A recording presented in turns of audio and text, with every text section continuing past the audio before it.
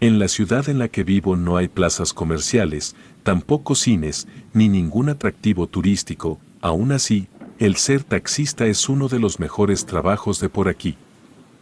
La ciudad siempre está llena de gente que viene de los pueblos y de las comunidades de los alrededores, inclusive hay ciertas fechas en las que debido a la excesiva afluencia de gente, los taxistas condicionamos el viaje. Lo que hacemos es que solo aceptamos viajes que incluyan a 4 personas, no importa que alguien venga solo, se tiene que acoplar con otras personas y no es opcional, todos los taxistas estamos de acuerdo. Si en las fechas más concurridas nos pusiéramos a hacer viajes individuales, se haría un aglomeramiento de gente en magnitudes bestiales, y si eso ocurriera, sería absolutamente imposible brindar el servicio. Tanta afluencia de gente se debe a que aquí en la ciudad está un cementerio público gigantesco, los otros 2 cementerios públicos que están más cercas se encuentran a más de 100 kilómetros, uno hacia el este y otro hacia el oeste. Los otros 2 panteones que hay cerca son privados, y por supuesto, solo la gente adinerada de la región puede acceder a esos otros cementerios. Entonces, toda la gente que viva a 50 kilómetros de aquí o menos, tienen que enterrar a sus muertos en el cementerio que tenemos aquí. Por eso hay tanta afluencia de gente, y por eso trabajar de taxista en el sitio del panteón es de los mejores 5 trabajos que se pueden conseguir en toda la zona. Como se puede intuir, trabajar afuera de un cementerio tiene su respectiva exposición a cierto tipo de situaciones paranormales. En una ocasión, había ido a dejar a un matrimonio hasta una localidad, me moví del panteón a las 8 de la noche, hice poco más de 1 hora en llegar hasta la casa del matrimonio, a las 9:15. Ya habíamos llegado a su casa, ellos me invitaron a pasar para comerme un taco. Toda la gente estaba consciente de que nosotros los taxistas, debido a tanta carga de trabajo, no teníamos tiempo ni para comer. Les acepté el taco, porque lo único que traía en el estómago era un bolillo con jalapeño que me había comido a las 4 de la tarde. Para las 10 ya estaba conduciendo de regreso, y a medio camino una familia que parecía estar muy alterada, me hicieron la parada. Me detuve, subieron rápido y me pidieron que me arrancara de inmediato. A mí no me gustó el ambiente que se sentía, entonces les pregunté qué estaba pasando, pero de pronto, antes de que me contestaran, un pajarraco monstruoso salió de entre los árboles.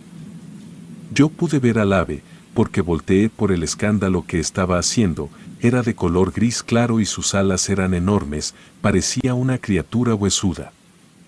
Yo pisé el acelerador a fondo, el pajarraco trataba de alcanzarnos, se abalanzaba sobre nosotros y de un picotazo arrancó uno de los espejos laterales. El ave iba gritando mientras nos perseguía, el sonido que hacía era horripilante, era una mezcla de un ladrido con el ruido que hacen las ratas, algo muy extraño, y una vez más se abalanzó y atacó el vehículo. Lo que hizo fue golpear la defensa trasera, y el impacto fue tan fuerte que se abrió la cajuela. La criatura bajó a toda velocidad y se emparejó del lado de mi ventana, pude verle el rostro, tenía una cara humana, con una expresión monstruosa. Entré en pánico, me quedó claro que si no me deshacía de ese pajarraco todos íbamos a morir, de pronto le vi al ave gris toda la intención de golpear mi ventana. Entonces frené, la criatura en efecto se lanzó hacia un costado, pero como yo había frenado, se fue de largo contra los árboles que estaban del otro lado del camino. Aceleré a lo máximo que podía el taxi y logré llegar a la ciudad con todos sanos y salvos. Cuando ya todos estuvimos más tranquilos, le pregunté al señor de la familia qué era lo que había pasado. Él me explicó que ellos iban en su auto, por el camino que está del otro lado de los árboles, y de pronto una bruja empezó a perseguirlos, no se detuvieron y la bruja los rebasó y se paró frente al auto. Todo fue tan repentino, que no les dio tiempo de frenar y le pasaron por encima a la bruja, pero el auto ya no encendió después del impacto. Lo peor fue que la bruja, aunque quedó mal herida, no murió. Debido a eso ellos cruzaron los árboles para llegar al camino en donde yo los encontré. No volví a hacer viajes en la noche por ese rumbo, pasaron unos 4 años, Entonces me ocurrió otro incidente. Yo estaba estacionado afuera del panteón, serían como las 8 de la mañana. Aún no empezaba el movimiento fuerte en el trabajo. Entonces un niño se acercó a mi taxi, me pidió que lo llevara a su casa, que no tenía dinero pero que sus padres me pagarían al llegar a su casa. Era la primera vez que un niño, completamente solo, me pedía un viaje. No estaba muy convencido, pero tampoco me parecía correcto dejar al niño ahí solo. Acepté llevarlo. El niño no sabía la dirección precisa de su casa, pero me explicó bien cómo llegar. En el trayecto le pregunté cómo era que había llegado tan lejos. El infante me explicó que se había salido de su casa porque vio a un gato y quiso alcanzarlo, pero por más que corría para agarrar al gato, el animal seguía corriendo. Así se fue hasta que el gato cruzó una calle y el niño ya no pudo alcanzarlo. Y cuando menos lo acordó ya estaba en el panteón. Luego de un rato llegamos hasta la casa que me había dicho. Para asegurarme de que sí era la casa del niño, le pedí que me esperara dentro del auto y que yo iría a avisar a la casa. Bajé del taxi y fui a tocar la puerta. Me abrió una señora de unos 30 años. Le comenté que dentro de mi taxi traía a un niño, que decía vivir en su casa y que se había salido por ir persiguiendo a un gato. La mujer se puso muy nerviosa y me pidió que le describiera cómo era el niño. Lo hice y entonces la mujer se soltó a llorar, pero yo no entendía qué era lo que estaba pasando. La mujer me contó que 9 años atrás, su hijo menor se había salido de la casa por perseguir a un gato, pero terminó muriendo cuando lo atropellaron. Yo no podía creer lo que estaba escuchando. Corrí al taxi pero ya no vi a nadie dentro. Aún así abrí la puerta de atrás, y lo único que encontré fue un tenis. Lo agarré, estaba muy confundido, pero lo llevé con la señora. Se trataba del tenis que había salido volando cuando atropellaron a su hijo. Esa situación me dejó muy pensativo, tanto que al día siguiente no di servicios de taxi. En cuanto volví al trabajo, muy temprano por la mañana, antes de que iniciara la llegada de la gente, le comenté a los compañeros lo que me había pasado con el niño. 2 de los taxistas me dijeron que ya habían visto al niño y que también les había pedido que lo llevaran, pero ambos se negaron porque les daba mala espina. Uno de los compañeros dijo que lo que yo había hecho era ayudar al espíritu de ese niño para completar su ciclo aquí en el mundo de los vivos, y que al yo haberlo llevado a casa, el niño por fin podría partir al mundo de los muertos. Pasaron 6 meses. Una tarde fui a dejar a unos jóvenes a la central de autobuses y en cuanto ellos bajaron, se acercó conmigo un tipo que se veía extraño y me dijo que ocupaba servicio de taxi, que me pagaría 12,000 pesos, pero que yo debía moverlo solo a él mientras arreglaba un asunto en la ciudad. Dudé, pero sacó varios billetes de 500 y me los dio. Me aclaró que no estaría demasiado tiempo en la ciudad, 3 días máximo, pero que si su estancia se prolongaba más de lo que él tenía pensado, me daría más dinero. Acepté el trabajo, lo ayudé a subir sus maletas en la cajuela, lo hice con mucho cuidado, porque me aclaró que lo que llevaba era muy delicado y extremadamente costoso. El primer lugar al que me pidió que lo llevara fue a la única funeraria de la ciudad. Me pidió que abriera la cajuela porque bajaría una de las maletas. Fui a la parte de atrás para abrirle la cajuela. Era de esas que hay que agarrarlas para que no se cayeran. Entonces, aunque no era mi intención, como yo estaba ahí sosteniendo la cajuela, pude ver cuando el tipo abrió la maleta. Eran varias carpetas con documentos. Revisó la maleta. Supongo que quería asegurarse que no le faltaba nada y luego entró a la funeraria. Estuvo dentro casi media hora, salió, volvió a poner la maleta en la cajuela y me dijo que lo llevara al único hotel de la ciudad.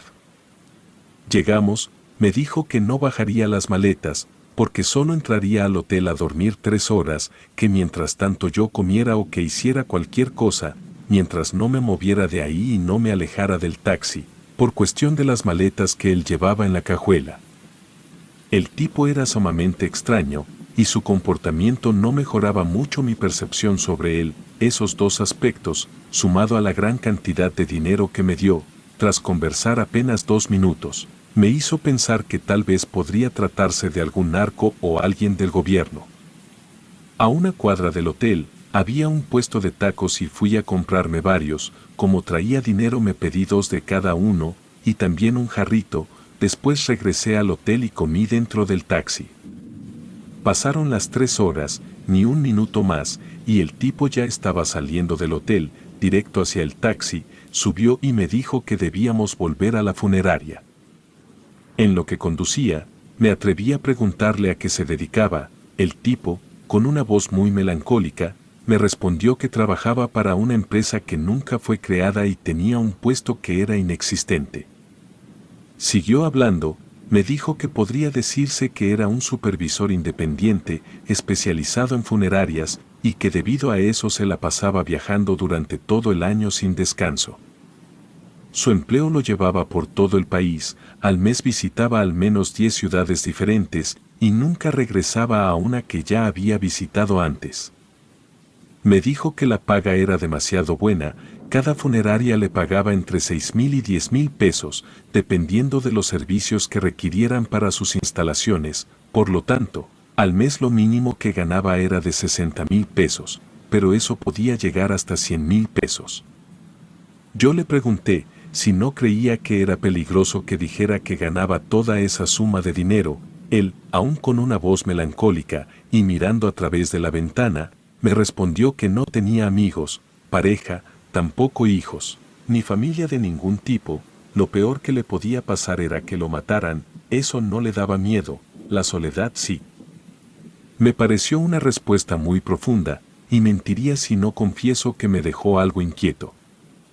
Antes de llegar a la funeraria, me pidió que pasara a comprar algo para cenar, porque esperaríamos afuera de la funeraria hasta que solo quedaran los trabajadores, y eso podría tardar 5 minutos o hasta varias horas. Llegamos a un local que vendía tamales, compramos para los dos y de ahí ya nos fuimos directo a la funeraria. Mientras cenábamos, le pregunté cómo le hacía para que las funerarias decidieran contratarlo. Él me dijo que la empresa inexistente para la que no trabajaba le informaba a qué funeraria debía llegar. Me pidió que no le hiciera más preguntas sobre esa empresa, porque no podía decirme más de lo que ya me había dicho.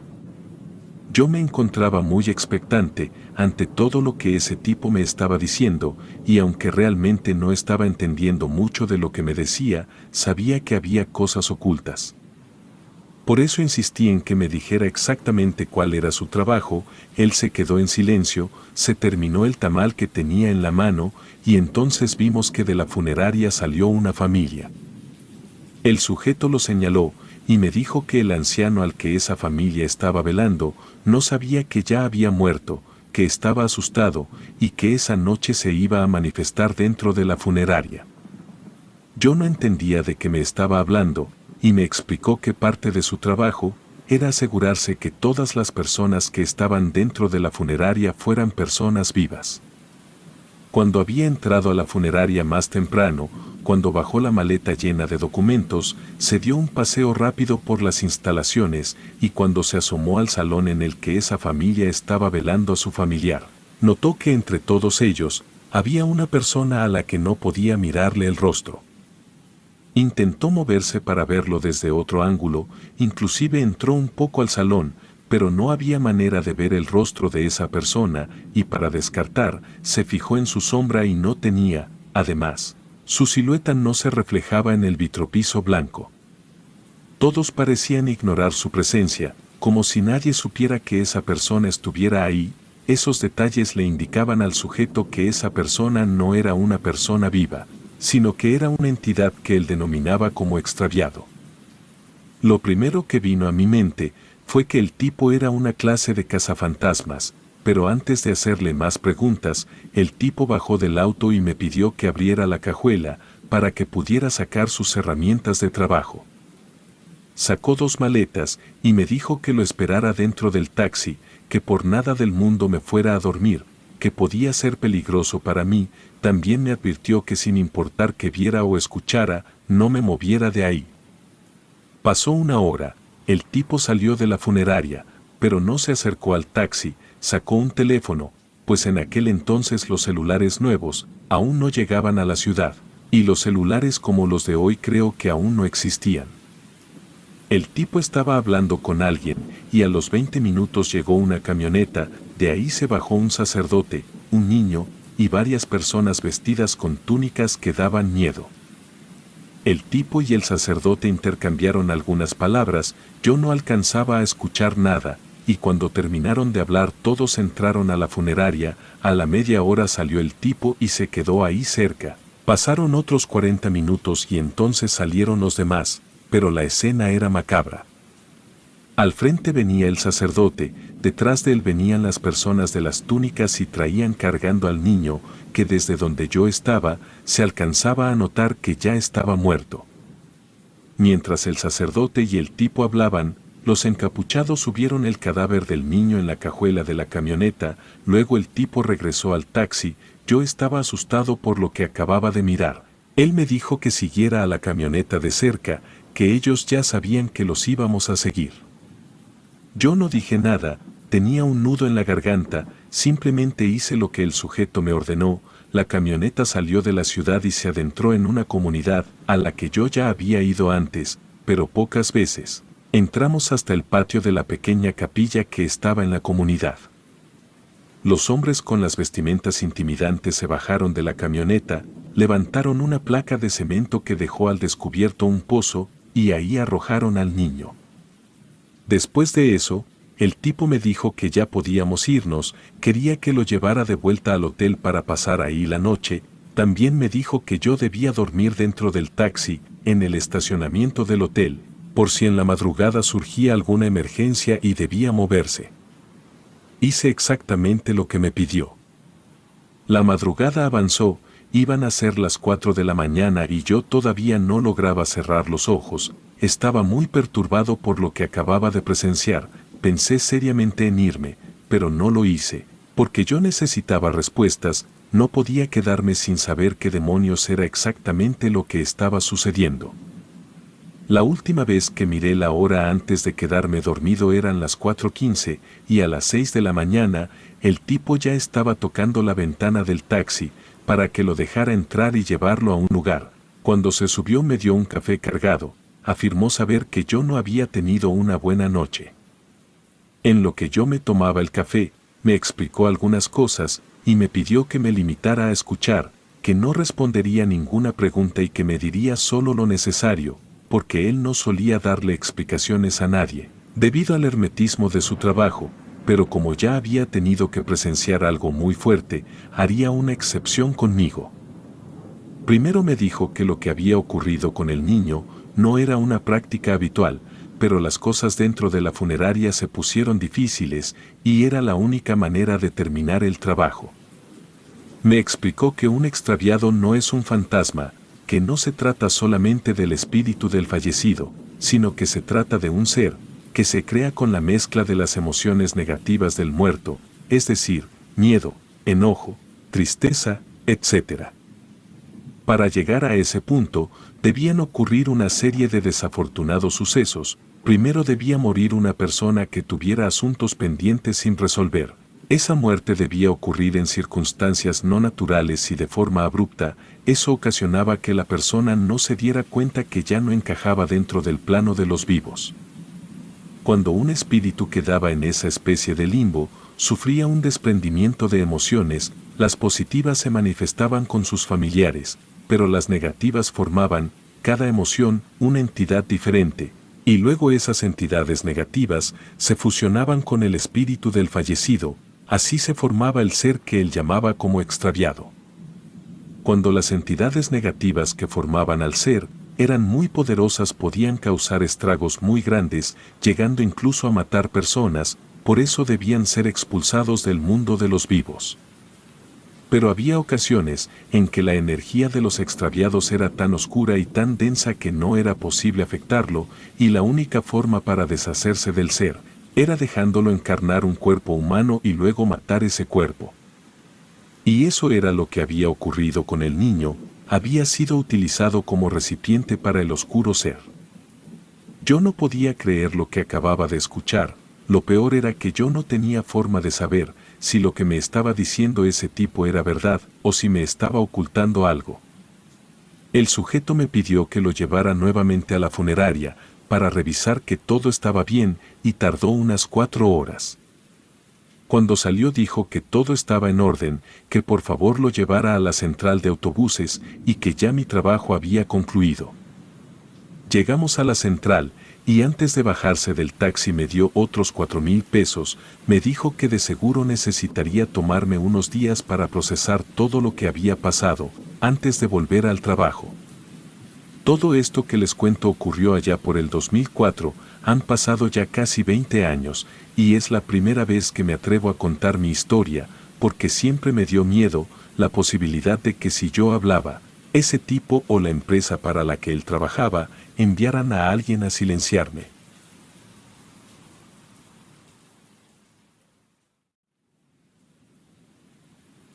Aún recuerdo el día, había sido uno normal, nada ocurría hasta que recibí un mensaje de mi amigo Alberto.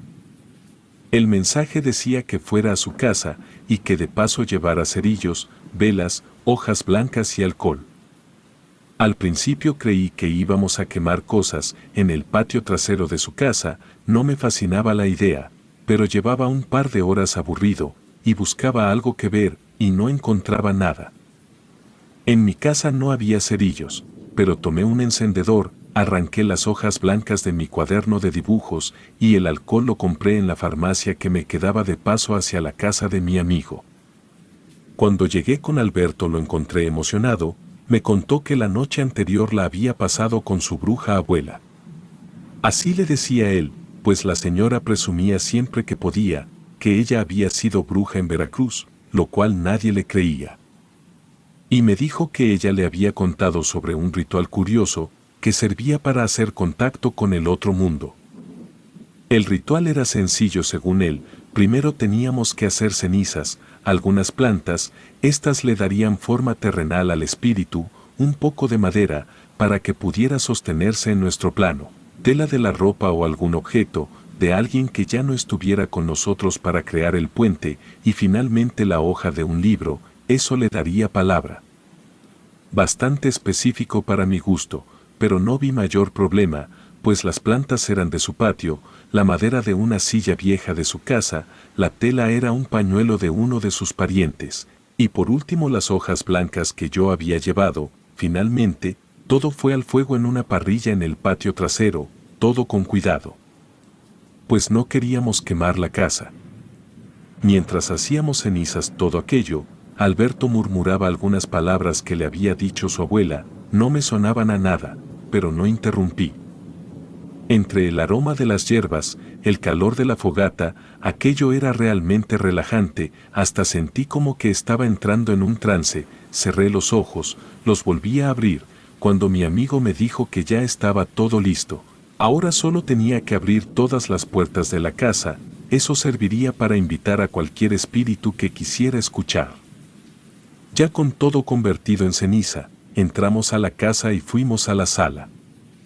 Prendimos todas las veladoras y tomamos asiento, regó las cenizas formando un triángulo y dijo algunas palabras, dándole la bienvenida al espíritu, haciéndole saber que queríamos platicar con él. En ese momento, pude ver cómo un poco de ceniza se desplazaba, para dejar de formar parte del triángulo, y poco a poco se movió hacia el centro, y formó la palabra sí. Por supuesto que lo primero que pensé, fue que aquello se trataba de una broma, increíblemente elaborada, y de muy mal gusto, no sé, quizá en la ceniza había algún polvo metálico y debajo de la mesa posiblemente había un imán, o algo por el estilo. Mi amigo negó todo, yo revisé debajo de la mesa, y ahí no había nada. Le dije a Alberto que en caso de ser todo real, me daba miedo que pudiera ser peligroso. Él me respondió que no había ningún riesgo de nada, que no estábamos pidiendo una manifestación, simplemente queríamos hacer algunas preguntas sencillas.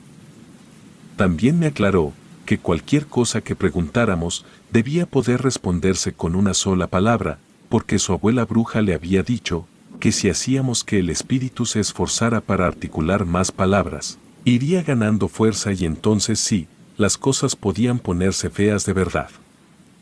Su respuesta me pareció razonable, así que hice una pregunta, Yo quería saber si el espíritu con el que estábamos hablando en realidad pertenecía al pariente de mi amigo. Las cenizas que ya estaban en el centro volvieron a moverse, se estaban reacomodando. La respuesta fue no. Mi amigo se encogió de hombros y preguntó entonces por la identidad del espíritu con el que habíamos hecho contacto. Un poco más de ceniza se desprendió del triángulo para ir al centro. Aquello se acomodó y aparecieron 4 letras, Sama. Eso me dio un poco de escalofríos, pues ni siquiera sabía que el nombre Sama existía, me parecía nombre de mujer. No sabía qué otra cosa preguntar. Lo primero que se me vino a la mente fue intentar averiguar de dónde venía ese espíritu, pero no hubo respuesta, las cenizas no se movieron ni un milímetro, mi amigo le repitió la misma pregunta, pero no ocurrió nada. No quisimos hacer la pregunta por tercera vez, pues pensamos que el motivo por el cual no obteníamos una respuesta era porque para responder necesitaba utilizar 2 palabras o más y definitivamente no queríamos eso. Ni siquiera nos dio tiempo a pensar en otra pregunta, cuando de repente todas las puertas se tambalearon, como si hubiera entrado una fuerte corriente de aire. Le dije a mi amigo que ya había sido suficiente, que aún estábamos a tiempo de abandonar todo, antes de que las cosas se volvieran insostenibles. En ese momento, pudimos escuchar varios ruidos extraños, como si algo muy pesado estuviera golpeando contra los muebles. Yo me levanté de inmediato, tenía toda la intención de abandonar la casa, pero Alberto me detuvo.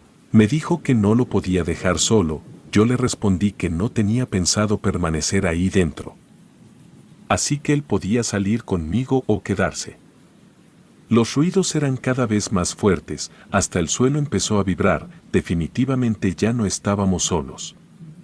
Por si eso no fuera suficiente, se empezó a escuchar, como un sonido poco agradable. Era el mismo sonido que se provoca cuando tiemblas de frío y que los dientes chocan entre sí. Eso se estaba escuchando, pero muy leve. Él no se decidía, así que fui directo a la puerta. Entonces me gritó y me dijo que si abandonábamos la casa sin cerrar el ritual, el espíritu que habíamos invocado se podría adherir a alguno de nosotros.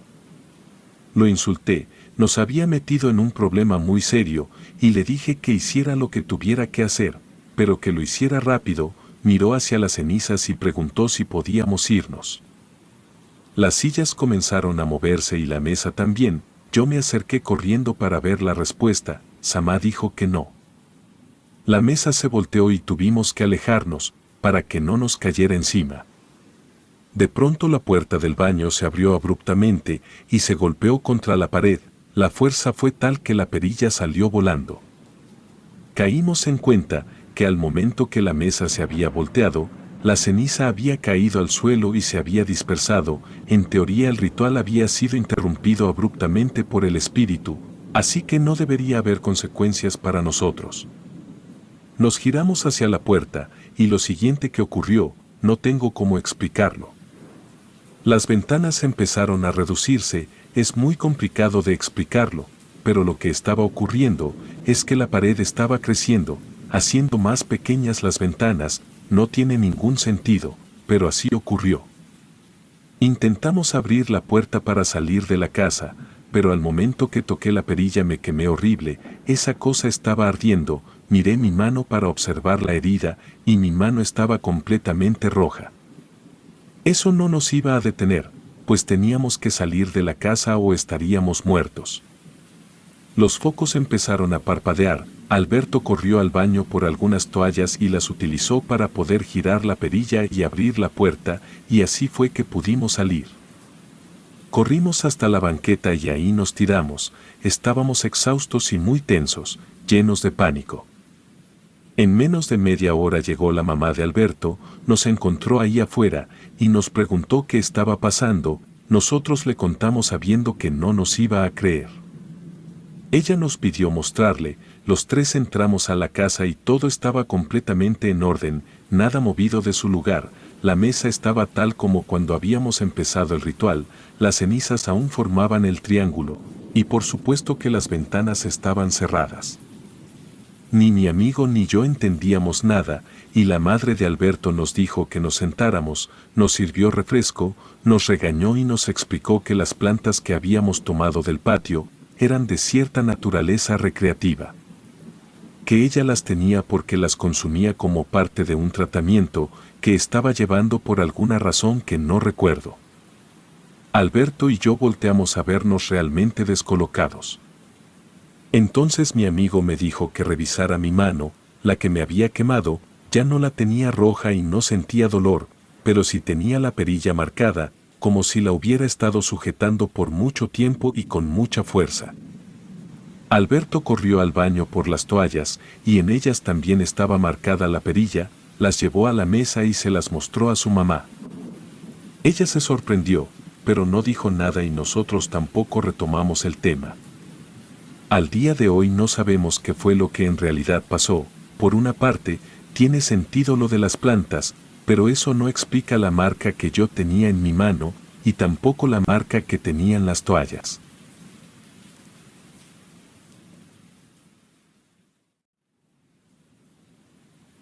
Esta es una historia que me pasó cuando tenía 14 años. En aquel entonces, mi madre llevaba casi 5 años de haber fallecido, dejándonos a mis 3 hermanos y a mí al cuidado de mi padre, aunque para ser honesta, él no hacía un buen trabajo, pues desde la muerte de mi mamá, siempre sentí que se comportaba como un niño.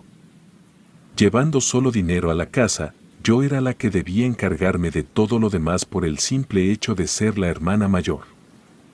Mi padre saltaba de una relación a otra, y rara vez estaba en casa, ya que si no estaba trabajando, estaba en alguna cita y lo peor era que no era nada discreto, eran personas cercanas, que cuando mi padre se aburría de ellas, al no tener el más mínimo respeto por esas personas, solo les dejaba de hablar. Nunca supe de ninguna pareja con la que hubiera terminado de una manera correcta, y honestamente, creo que nos daba más vergüenza a nosotros que a él, el toparnos con esa gente cuando todo terminaba.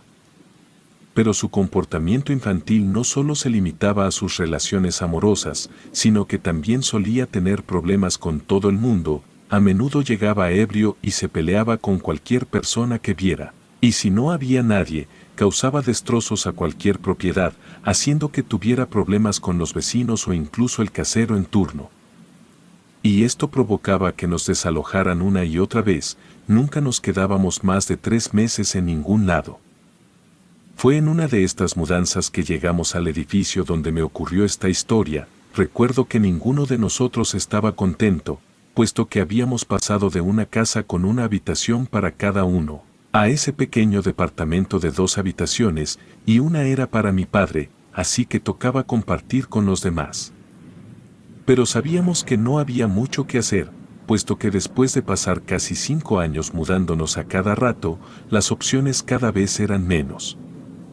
Nos encontrábamos desempacando, cuando alguien llamó a la puerta, mi padre la abrió y era una mujer, de cabello chino y negro, y aunque era un poco mayor, realmente estaba muy bien conservada y tenía un buen cuerpo. Nos saludó a todos con amabilidad, diciéndonos que vivía en el departamento de enfrente, pero, no sé. Había algo en su voz que simplemente no me inspiraba nada de confianza, era como si no fuera sincera, como si solo intentara que bajáramos la guardia con su amabilidad. Traía consigo un plato con comida, nos dijo que nos había visto llegar y que ella sabía lo difícil que era mudarse, que estaba segura que eso sería mucho más difícil con niños. Así que se había tomado el atrevimiento de prepararnos la comida, y también dijo que podría darnos la clave de su internet, que si necesitábamos cualquier cosa, no dudáramos en pedírsela, ya que para eso estaban los vecinos. Mi padre recibió el plato de comida y también se quedó hablando con la vecina durante un muy buen rato. En ese momento, supe que aquella mujer sería otra de las tantas conquistas de mi padre. Por causa del destino nunca llegamos a consumir esa comida, no fue por desconfianza o por no quererla, de hecho, por lo que recuerdo, olía tan bien que solo queríamos encontrar la caja con los platos para comer. Sin embargo, mi padre dejó el plato con comida arriba de algunas cajas, y 2 de mis hermanos, por estar jugando, tiraron aquellas cajas. Lo que provocó que toda la comida cayera al piso, así que nunca llegamos a comerla, pero cuando la vecina preguntó más tarde si nos había gustado, todos respondimos que sí, que había estado muy buena, aunque en realidad nunca lo verificamos. En ese momento no queríamos herir sus sentimientos. A decir verdad, a mí me pareció un poco extraño, pues recuerdo que cuando aquella mujer nos preguntó si la comida nos había gustado y nosotros le dijimos que estaba buena, actuó de una manera un tanto rara. Fue como si esperara algo, y por lo que viví más adelante con esta mujer. Siempre he pensado que aquella comida que nos dio podía llegar a tener algo, pero es algo que jamás podré saber. Después de un par de días de estar viviendo en ese lugar, mi padre comenzó una relación con ella. Al principio, ninguno de nosotros pensó que tendría algún impacto en nuestra vida, más allá de lo incómodo que sería cuando mi padre la dejara, pero en una ocasión, mientras estábamos haciendo amistad con los otros niños del edificio, ellos nos comentaron que mi papá estaba saliendo con la bruja. Les preguntamos a qué se referían con eso, y nos dijeron que esa mujer era bruja y que todos en el edificio lo sabían. Nos dijeron que las plantas o las mascotas de las personas con las que tenía problemas siempre se morían, pero la verdad. En ese momento no les dimos crédito y asumimos que eran chismes del edificio. Todo cambió cuando mi padre, como ya antes lo había hecho, terminó con aquella mujer sin darle ninguna explicación. Al principio parecía no haberlo entendido y lo fue a buscar un par de veces a nuestro departamento para hablar. Sin embargo, él nunca estaba, o incluso cuando sí, nos decía que le dijéramos que no estaba en casa. Así que solo obedecíamos lo que nos encomendaba. La mujer no desistió y llegó al punto en el que mi padre tuvo que dar la cara y decirle abiertamente que ya no quería estar con ella. Pero como la clásica persona que no suele tener responsabilidad afectiva, en lugar de decir abiertamente lo que sentía, nos puso de excusa. Le dijo que no nos agradaba que saliera con ella y por eso tendría que terminar la relación, y aunque esto parecía ser el final, la verdad es que la mujer en ese momento se volvió completamente loca y comenzó a maldecirlo e incluso intentó golpearlo. Mi padre lo único que hizo fue entrar de nuevo al departamento y dejarla gritando y maldiciendo en el pasillo. Por lo que recuerdo, incluso hizo un chiste de eso. Lo que a continuación relataré son las cosas en orden cronológico de cómo esta mujer nos fue haciendo la vida más difícil. Al principio, todo comenzó con cosas un poco inexplicables, las cuales no relacionábamos con ella. Eran cosas pequeñas, como que se caían los vasos con agua de la mesa o algunas cuantas cosas aparecían en un lugar diferente al que las habíamos dejado. Aunque como éramos 4 niños en casa, nunca le dimos la importancia que merecía. Siempre pensábamos que algún hermano lo había hecho, por no estar prestando suficiente atención o simplemente jugándonos alguna broma. Así que en lo que respecta a eso, no lo recuerdo como algo que nos perturbara, aunque cada vez que miramos hacia atrás, creemos que la actividad paranormal que experimentamos después de la ruptura de nuestro padre con esa mujer probablemente comenzó así. Supongo que, como ninguno de nosotros pareció realmente perturbado por esto, fue que comenzó a aumentar el nivel. Me acuerdo que la primera vez que algo realmente grande pasó fue mientras estábamos durmiendo. Yo ya estaba soñando, pero de repente, entre sueños, escuché como si alguien estuviera llorando y al abrir los ojos me di cuenta de que no era un sueño, sino la realidad. Volteé y vi a mi hermano menor, que en ese momento tenía 5 años, estaba señalando hacia la puerta y diciendo que ahí estaba. Por la oscuridad, no podía ver nada y sus llantos hicieron que los otros 2 se despertaran, pero ninguno podía ver a nadie. Como soy la hermana mayor, tuve que armarme de valor y levantarme para encender la luz. Por suerte, el interruptor estaba en el otro extremo al que mi hermano señalaba, así que caminé hacia allá y rápidamente lo encendí. Sin embargo, siempre desearé no haberlo hecho, ya que casi al instante la vimos. Era la vecina parada en una de las esquinas del cuarto, mirándonos fijamente. Se veía demasiado molesta y repetía una y otra vez que nosotros habíamos sido los culpables, y después de cerca de 1 minuto, simplemente desapareció. Fue algo muy extraño, como si fuera una especie de holograma. Estábamos demasiado asustados.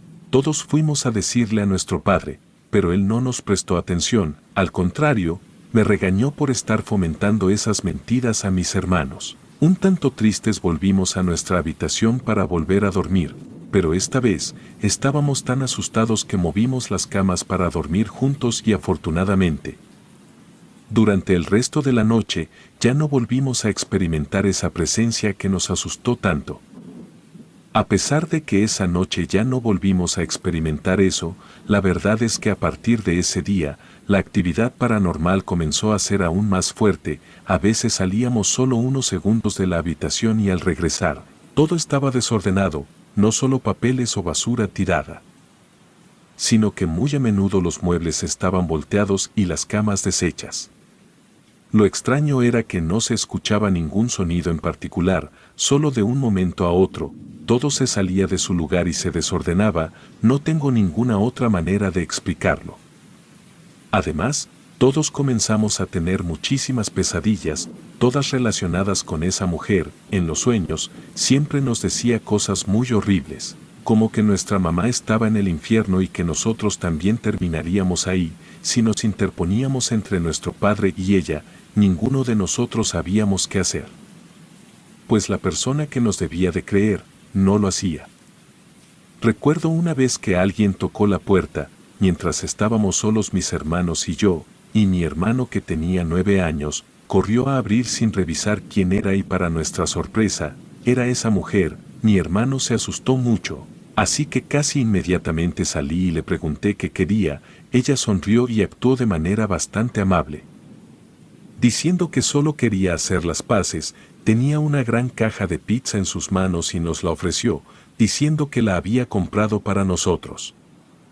Sin embargo, no estaba tan segura, así que solo le agradecí y cerré la puerta. Los dos más pequeños querían comer, pero toda esa situación me daba muy mala espina, así que les dije que no, y como no quería sacarla y que la vecina me viera, dejé la pizza en el área donde estaba la lavadora y cerré esa puerta con llave para evitar que alguien la comiera. Para mi sorpresa, a la mañana siguiente, cuando fui a sacarla para tirarla, estaba completamente infestada de larvas y otros insectos. Además, tenía mucho cabello, muy similar al de esa vecina. Intenté decírselo a mi padre, pero él me dijo que solo estaba exagerando y no le dio demasiada importancia, así que solo la tiré a la basura. Pero mientras sacaba los botes, noté que la vecina había visto que estaba tirando la caja con todo y pizza. Pero ella rápidamente volvió a entrar a su departamento sin entablar ninguna conversación conmigo. Un par de días después de que eso había ocurrido, la vecina volvió a llamar a nuestra puerta, pero en esta ocasión, miré por la mirilla y al ver que era ella, retrocedí e hice una seña para que mis hermanos guardaran silencio, con la esperanza de que la vecina pensara que no había nadie en casa. Sin embargo, ella no se fue y siguió tocando la puerta. Después de unos 2 minutos, dijo que sabía que estábamos ahí, así que no tuve más opción que abrir la puerta. Recuerdo que inventé una excusa muy tonta, como que estaba lavando trastes o algo así, algo que era obvio que no era cierto, ya que ni siquiera tenía las manos mojadas. Aún así, la vecina me dijo que no me preocupara y me dio un plato con lo que parecía ser pastel de chocolate. Nos dijo que lo había horneado y que pensó que nos gustaría. Me sentí un poco incómoda, pero sin saber exactamente cómo responder, solo acepté y le di las gracias. Estaba a punto de cerrar la puerta cuando de repente ella puso su mano para impedírmelo. Sentí un escalofrío de miedo, pero intenté no mostrarlo y de repente, la vecina me dijo que si podía probar el pastel frente a ella. Esto en serio no me agradaba para nada. Intenté poner otra excusa, como que acababa de cepillarme los dientes, pero la vecina no desistió y me dijo que si yo no podía, entonces que se lo diera a alguno de mis hermanos, ya que realmente quería saber su opinión. Mi hermano menor casi de inmediato se ofreció. Pero algo en toda esa situación no me daba ninguna confianza, así que le dije que no. En ese momento, la vecina se puso bastante a la defensiva y comenzó a molestarse, diciéndonos que nos íbamos a arrepentir, así que asustada cerré la puerta quedándome con el pastel. Mis hermanos querían probarlo pero no los dejé y lo tiré a la basura. para mi sorpresa, a la mañana siguiente estaba exactamente igual que la pizza. Llena de insectos y otros bichos, también con mucho cabello. Lo peor de todo era que mi padre simplemente no le daba la importancia que debería. Siempre que se lo comentaba, me decía que estaba exagerando o que era normal si dejaba la comida afuera. Me sentía demasiado sola en toda esta situación, y en ese momento creía que todo lo que nos había pasado era lo peor que esa mujer podría hacer. Pero estaba a punto de comenzar algo aún más horrible. Comenzamos a enfermar, tanto mis hermanos como yo. Teníamos fiebre, tos con mucha flema y un extraño sarpullido morado. Todo esto era bastante extraño. Fuimos a muchos doctores, pero ninguno sabía qué teníamos. Todos pensaban que podría ser alguna alergia, pero cada día estábamos peor y teníamos que quedarnos en casa todo el día. Recuerdo que nos sentíamos terrible, no teníamos energía para hacer absolutamente nada. Nuestro padre tenía que trabajar, así que tampoco estaba con nosotros. Y lo extraño era que él nunca mostró ningún síntoma de contraer la enfermedad, lo cual reforzaba la teoría de los doctores de que era alguna alergia o algo similar. En una de las ocasiones en que estábamos en casa, lo único que podíamos hacer era ver televisión. Estábamos tratando de encontrar algún programa entretenido para los cuatro. Finalmente pusimos una película. Sin embargo, un par de minutos después de haber seleccionado la película, los canales comenzaron a cambiar. Esto era muy extraño, ya que el control remoto estaba en la mesa y ninguno de nosotros lo estaba tocando. No solo eso, también comenzamos a sentir mucho frío, más de lo normal, y de repente se detuvo en un canal que nunca habíamos visto antes. Era como una transmisión casera, muy rudimentaria. Los personajes parecían marionetas, pero como las típicas marionetas de hilos y madera. Lo más perturbador era que parecían estar caracterizados como nosotros y nuestra vecina del departamento de enfrente. De repente, la marioneta que representaba a la vecina comenzó a golpear repetidamente a las marionetas que nos representaban a nosotros, riéndose de manera desquiciada. Todos estábamos en shock viendo eso, sin entender qué estaba pasando. Después de eso, la marioneta de la vecina miró directamente a la pantalla, como si supiera qué estábamos viendo, y comenzó a reírse aún más fuerte, y en ese momento el volumen del televisor también aumentó hasta llegar a su máximo.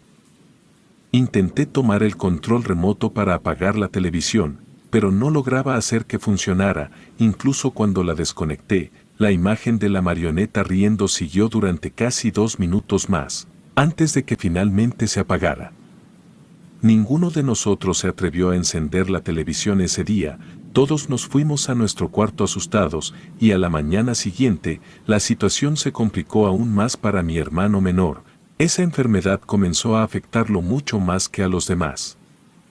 Y empezó a tener convulsiones debido a las altas fiebres y el sarpullido morado cubría gran parte de su cuerpo. Los doctores no tenían ninguna explicación ni tratamiento para lo que le estaba sucediendo.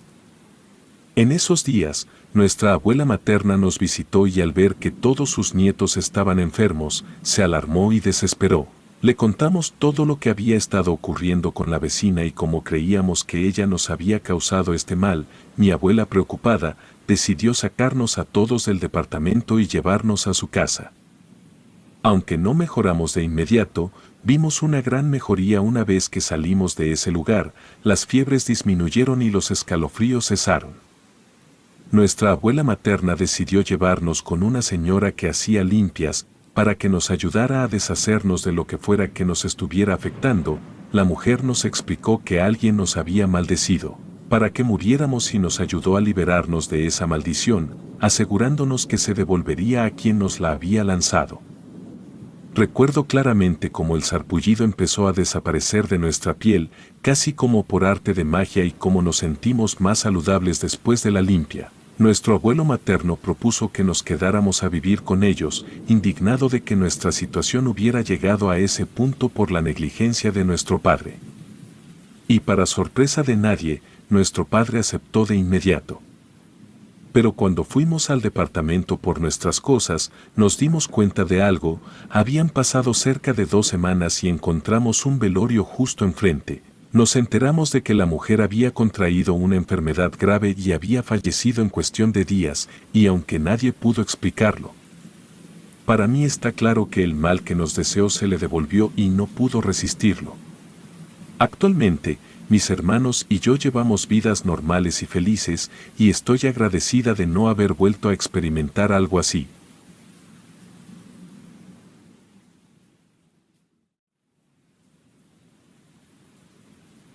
No daré mi nombre, no lo saben ni mis amigos, siempre he preferido ocultar mi identidad. Tengo 44 años, actualmente radico en un estado al norte del país. Me dedico a ayudar a las personas para remediar algunos males y también les ayudo a librarse de las envidias. Hago limpias y curaciones, no hago trabajos que sirvan para obtener cosas, tampoco hago cosas que se usan para dañar a otros. Yo solo me dedico a ayudar a aquellos que padecen algún mal, un mal menor. Nada de maldiciones ni hechizos fuertes, yo no me meto con esas cosas, porque puede ser muy peligroso, tanto para mí como para la persona afectada. No leo cartas, no hago predicciones, y mucho menos hago amarres. No cobro ni un solo peso, el costo de mis servicios es comida y agua, unos cigarros o una botella como mucho, pero con que me dejen 1 kilo de tortillas y una lata de frijoles refritos, me doy por bien servido. Nunca exagero mis habilidades, no puedo curar cáncer, tampoco ceguera, yo me limito a cosas sencillas pero las hago bien, jamás fallo, si digo que algo lo puedo hacer es porque lo puedo hacer. En muchas ocasiones ya he tenido problemas con otra gente que se dedica a hacer las cosas que yo no hago. Las personas que son atacadas con sus trabajos vienen conmigo y yo los ayudo. Eso me ha hecho merecedor de algunos enemigos. Afortunadamente la Santa siempre vela por mí. Todo lo que yo hago lo aprendí de mi madre y ella de mi abuela. Sí, soy el hijo de una bruja, y conmigo se termina mi linaje pues no tuve hermanos y tampoco hijos. Yo tuve una infancia muy horrible, pues mi madre sí hacía trabajos negros, ella trabajaba con deidades muy poderosas y sumamente oscuras. Y es precisamente por eso que yo no hago esas cosas. Mientras viví con mi madre tuve que presenciar cosas realmente horribles. Mi madre era visitada por los narcos del cartel de su estado, también por aquellos que querían despegar su reciente carrera política. Es más, recuerdo que en un par de ocasiones, algunos artistas locales fueron con ella para solicitar de sus servicios. Mi madre era una mala persona, sacrificaba animales, provocaba abortos, y sus dioses oscuros le exigían sacrificios. No me gusta hablar de eso, porque me da escalofríos. Basta con que sepan que en la ciudad donde vivía mi madre se desaparecían muchas muchachitas. La verdad yo nunca quise aprender nada de lo que ella manejaba, pero pues me obligaba a asistirla en algunos de sus trabajos y rituales, así que, aunque no quería, pues aprendí cosas. Existen muchos mitos sobre las brujas y la brujería. Uno de los más comunes es que se dice que las brujas vuelan. Mi madre no volaba, pero ella decía que mi abuela sí podía volar, que se convertía en un pájaro negro. Solo las brujas más poderosas pueden hacerlo, y la verdad actualmente, que yo sepa, no hay ni una sola bruja que pueda volar. Otra cosa que se dice, es que las brujas se pueden convertir en bolas de fuego. Eso es relativamente cierto, me explico, solo las tlahuelpuchis pueden convertirse en bolas de fuego, pero las tlahuelpuchis no son del todo brujas, sí practican la brujería pero ellas están un paso más cerca del infierno que las brujas normales. Ellas para poder convertirse en bolas de fuego, deben alimentarse de la sangre de los bebés. Todo esto me lo contaba mi madre antes de dormir. Ella pensaba que a mí me gustaba escuchar esas cosas, como si se tratara de bonitos cuentos, pero la verdad es que a mí me aterraban y me causaban horribles pesadillas. Otra de las cosas que mi madre me llegó a contar, es que existe el rumor de que hay un tipo de bruja que está en la punta de la brujería, muy por encima de las tlahuelpuchis, se les conoce como bruja sombra. Esas cosas ya no tienen ni un solo rastro de humanidad, no tienen cuerpo ni alma ni nada, solo son, como su nombre lo sugiere, una sombra maligna con sed de muerte. Mi madre decía que la última bruja sombra vivió en la época de mi abuela. Una cosa curiosa de las brujas es que también tienen sus festividades. Durante la primera semana de marzo hay reuniones que son el equivalente a las posadas, y el primer viernes de marzo es como la Navidad para las brujas. Hay un festín, es el festín más asqueroso que puede existir, pues abunda la carne, pero no es de res ni de puerco. Algo que siempre me gusta aclarar a la gente es que no hay brujas buenas, y que la brujería no solo la pueden usar las brujas. Yo no soy brujo, y los trabajos que yo hago son brujería. Lo que ocurre es que hay un completo desconocimiento de lo que en realidad es la brujería. La brujería no es otra cosa sino un conjunto de rituales que pretenden influenciar en el plano terrenal a través de planos superiores o inferiores. No hay brujería blanca, ni negra, ni roja, esas son tonterías. Solo existe la brujería y punto. Los rituales de brujería no son ni buenos ni malos, todo depende de quien los pida, a quien los pida y para qué los pida. Un ejemplo muy sencillo: cuando un sacerdote va a una casa a bendecirla, lo que está haciendo es brujería, pues está tratando de poner una protección a algo terrenal, utilizando energías de planos superiores. Eso no es otra cosa sino brujería en toda la extensión de la palabra. Mi madre decía que nosotros, quienes pertenecemos al linaje de las brujas, nacemos con un don. Decía que éramos superiores al resto de personas, pues ellos no tenían la capacidad de trabajar con energías fuera de este plano. Llevo muchos años metido en esto, y les puedo asegurar que lo que decía mi madre es un error. Cualquier persona que esté en paz consigo mismo puede desarrollar las habilidades que se requieren para conectar con otros planos. En esta parte mucha gente se confunde. Estar en paz con uno mismo no significa ser buena persona, significa que te tienes que sentir bien con todo lo que has hecho, significa que no te arrepientes de nada, o que al menos has aprendido a vivir con tus errores y los aceptas como una vivencia más. Pero todo tiene letras pequeñas. Como dije, cualquiera puede desarrollar habilidades para conectar con otros planos, pero esto no significa que cualquiera tenga la capacidad de controlar todo lo que implica conectarse con otros planos. Esto es como si un puente, sí, cualquiera puede dibujar un puente en un cuaderno, hasta un niño, pero el que puedas dibujarlo, no significa que tengas la capacidad para construirlo. Mucha gente comete el error de pensar que manejar energías es algo sencillo, sobre todo los pastores cristianos, que en mi humilde opinión y desde mi ignorancia, no son más que un montón de charlatanes.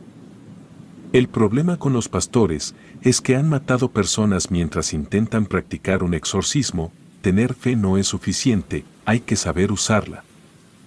Yo siempre le digo a la gente que no se deje engañar. Si tienen un mal menor pueden venir conmigo o puede acudir con un sacerdote o con un pastor, pero que si tienen enfermedades graves lo mejor que pueden hacer es ir con un médico. Cualquier brujo que te diga que puede curar el cáncer es un mentiroso y un estafador. Pues si pudiera hacerlo sería millonario.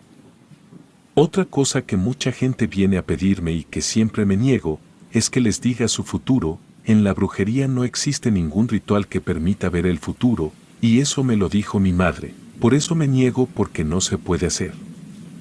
La brujería permite hacer muchas cosas. Se puede envenenar el agua, se pueden causar malas temporadas de siembra, se puede matar personas, puedes ocasionar pesadillas, hasta se puede lograr que una persona se suicide. Pero todo, incluyendo la brujería, tiene sus límites. No se puede adivinar el futuro, y no se puede revivir a los muertos. Pero sí que se puede hacer contacto con los muertos, hablar con ellos, escucharlos, verlos. Claro que eso es muy peligroso, yo jamás lo he hecho. La verdad pensé mucho antes de dar mi testimonio. En verdad agradezco el espacio que se me brinda, también agradezco la comida que se me dio como agradecimiento por contar mi historia. Yo hago esto más que nada, para poner mi granito de arena, para que todo este asunto de la brujería se desmitifique un poco, pues mucha gente ha sido estafada. Un último consejo: nunca insultes a una bruja, nunca te burles, nunca las molestes, pues si hay algo que caracteriza a las brujas, es que son extremadamente vengativas, y si tú les quitas una moneda, ellas te van a arrebatar todo lo que amas, antes de quitarte la vida.